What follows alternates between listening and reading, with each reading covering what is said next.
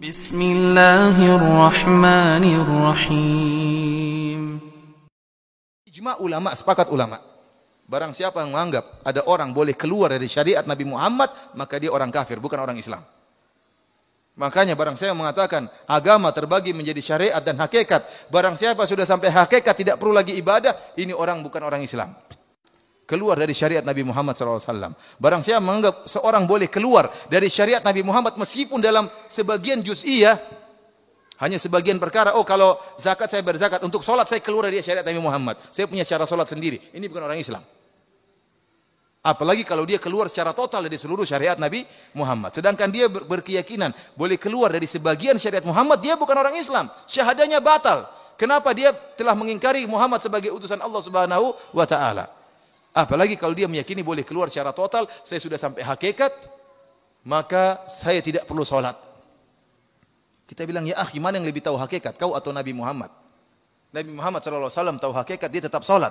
Sampai sakit-sakitan tetap aja solat. Sampai kakinya bengkak. Apa kata dia? Itu karena Nabi Muhammad sebenarnya boleh enggak solat, cuma dia kasih contoh sama umatnya. Katanya sebenarnya Nabi Muhammad tuh sebenarnya boleh enggak solat, cuma dia kasih contoh kepada umatnya. Subhanallah, ada aja mereka bisa ngeles. Para hadirin dan hadirat yang dirahmati oleh Allah Subhanahu wa taala. Jadi seorang wali, ya jangankan seorang wali, bahkan nabi saja, nabi yang lain pun harus taat kepada Nabi Muhammad. Makanya Nabi SAW mengatakan dalam hadis yang sahih, walau kana Musa hayyan ma wasi'ahu illa tibai. Kata Nabi SAW, seandainya Nabi Musa masih hidup, maka tidak boleh bagi dia kecuali dia harus jadi pengikutku. Jadi harus jadi apa?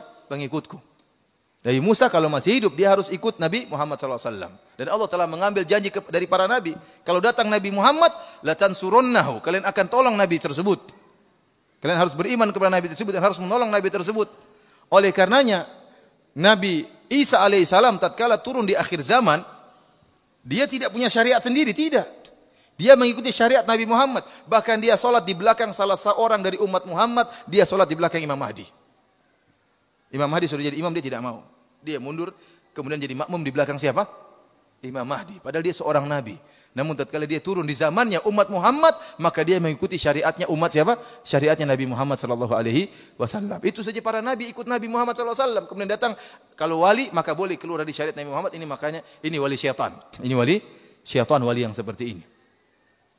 Namun mereka mengatakan wali kedudukannya lebih tinggi daripada nabi. Ini repot. Sebagian perkataan Ibnu Arabi. Dia mengatakan maqamun nubuwati fi barzakhin fuwaikur rasul wa duna wali. Kata mereka, kedudukan kenabian di tengah-tengah, di atas rasul dan di bawah wali.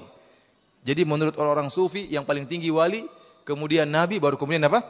Rasul. Menurut kita orang Islam kebalik. Harusnya yang paling tinggi apa?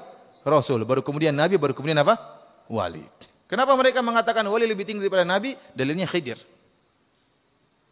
Khidir lebih tinggi daripada siapa? Nabi Musa. Padahal tidak benar sebagaimana tadi telah kita jelaskan.